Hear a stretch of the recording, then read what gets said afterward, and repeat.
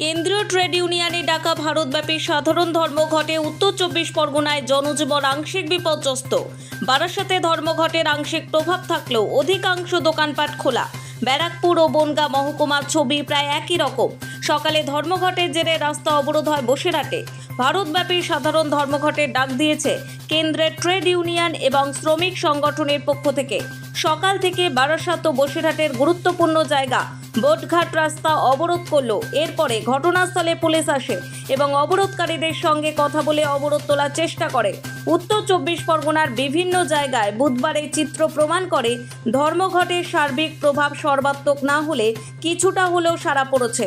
সারা ভারত সাধারণ ধর্মঘট ঘিরে সকাল থেকেই রাস্তায় নেমে পড়ে বামেরা। জায়গায় জায়গায় রাস্তা অবরোধ বাম কর্মী সমর্থকদের। বারাসাত বড় বাজার থেকে মিছিল করে এসে ১২ নম্বর জাতীয় সড়ক হেলাবরতলায় অবরোধ করে বাম সমর্থকেরা।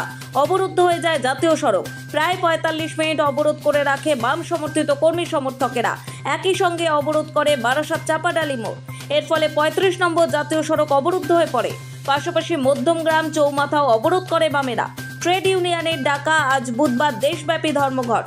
২৫ কোটিরও বেশি কর্মী এই ধর্মঘটে সামিল হবেন বলে জানা গিয়েছে।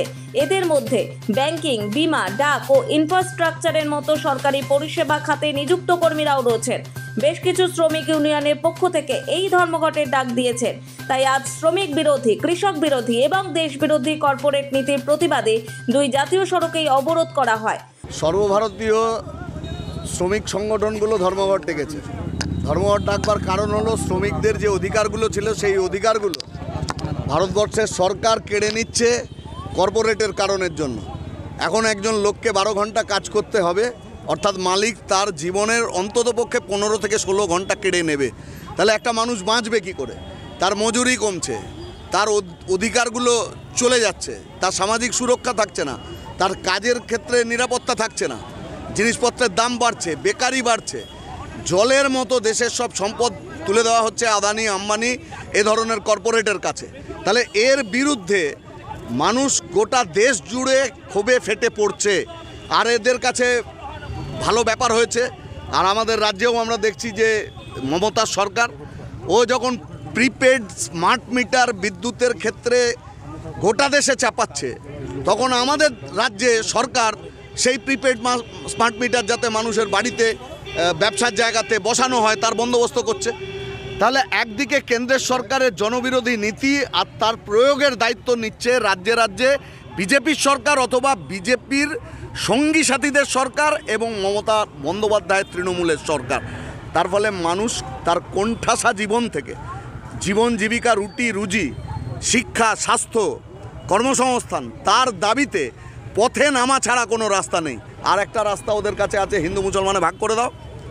যে গোটা দেশ জুড়ে মানুষকে, গরিব মানুষকে একে অপরের বিরুদ্ধে ধর্মের নামে, পরিচিতি সত্তার নামে লাগিয়ে দাও, আর দিয়ে নিজেদের অপদার্থতা, ব্যর্থতা, কর্পোরেট প্রেম আর মানুষের বিরুদ্ধে সরকারের নেওয়া সিদ্ধান্ত সেগুলোকে চালিয়ে দেওয়া যাতে যায়।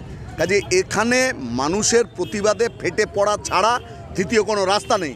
তার ফলে আমরা বামফ্রন্ট তারা সমর্থন করছি শ্রমিকদের এই দাবিগুলোকে, তাদের এই স্ট্রাইককে। তার জন্য আমরা পথে নেমেছি। এই অবরোধ ইত্যাদি কর্মসূচির মধ্যে দিয়ে, মিছিল, পিকেটিং, তার মধ্যে দিয়ে আমরা মানুষের কাছে ধর্মঘটের দাবিগুলো তুলে ধরবার চেষ্টা করছি। যার বারাসাত চাপাডালি মোড়ে রাস্তা অবরোধ করেন ফরওয়ার্ড ব্লক নেতাকর্মীরা। খবর পেয়ে ঘটনাস্থলে পৌঁছয় বারাসাত থানার পুলিশ। বেশ কিছুক্ষণ অবরোধ থাকার পরে বারাসাত থানার পুলিশ অবরোধ তুলে দেয়। একইভাবে মধ্যমগ্রাম এবং বারাসাত হেলাবরতলায় বেশ কিছু সময় অবরোধ চলার পর পুলিশ এসে অবরোধ তুলে দেয়। নোবেল বাংলা।